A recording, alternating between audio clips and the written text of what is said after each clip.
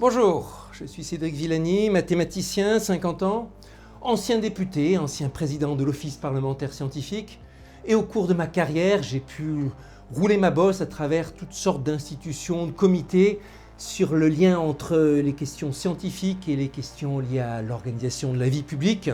Aujourd'hui encore, engagé dans des sujets qui me tiennent à cœur. Ça va de la coopération franco-algérienne à la question de la condition animale, en passant par le lien avec la technologie, l'intelligence artificielle, sur laquelle j'ai rendu un rapport il y a quelques années, sur lequel je suis encore très régulièrement intervenant dans l'espace public, mais aussi travaillant en conseil pour certaines entreprises, travaillant avec des conférences, des tribunes, à mettre en avant les sujets qui me tiennent à cœur.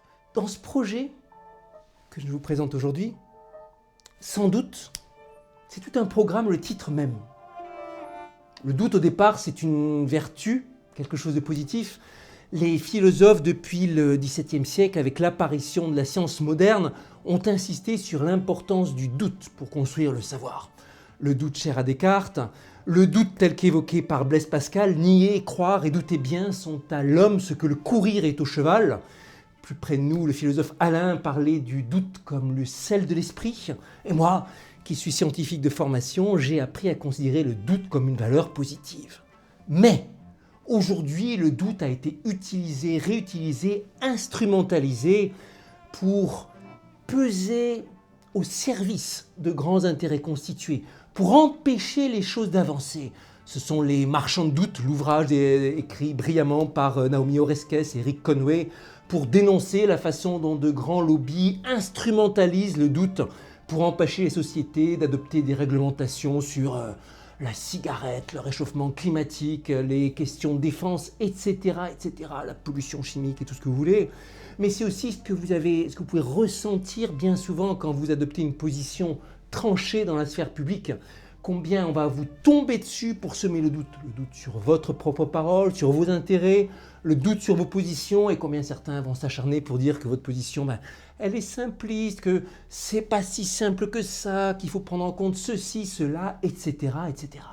Et je l'ai appris, et parfois à mes dépens dans la sphère politique, j'ai appris dans ma carrière. Des fois, quand vous êtes convaincu de quelque chose, vous avez les preuves de ce que vous avancez, il faut tenir votre position et l'afficher fièrement, sans hésitation, de façon tranchante, sans doute. Et c'est bien à ça qu'on va s'occuper dans Sans doute. Sur des sujets qui nous tiennent à cœur, et pour moi ça pourrait être le développement de l'intelligence artificielle, à une époque où des gens aussi instables que les patrons de OpenAI ou que Elon Musk visent à instiller sans arrêt le doute sur ce que c'est que l'intelligence artificielle et sur leur direction dans laquelle ça va nous mener.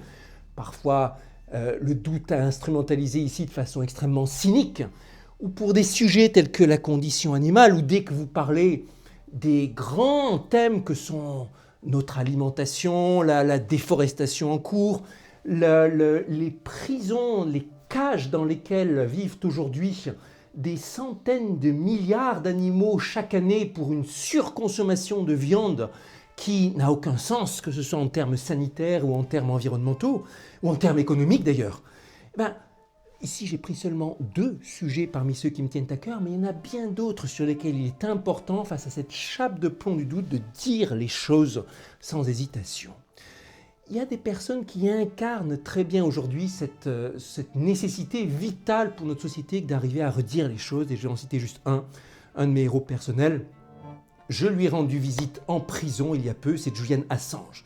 Julian Assange, c'est le fondateur de Wikileaks, c'est l'homme grâce à qui ont pu être dénoncés un certain nombre de crimes de guerre, des scandales de corruption, d'espionnage, bien des choses, toutes vraies, qui lui valent aujourd'hui, pour ses succès en matière éditoriale en tant que journaliste, d'être traité ni plus ni moins qu'un terroriste, dans une prison de très haute sécurité à Belmarsh à Londres, à l'isolement complet 23 heures sur 24, avec seulement ses livres pour compagnons de discussion, et sous la menace depuis des années d'une extradition vers les États-Unis, où l'administration lui réserve un procès pour 175 ans de prison.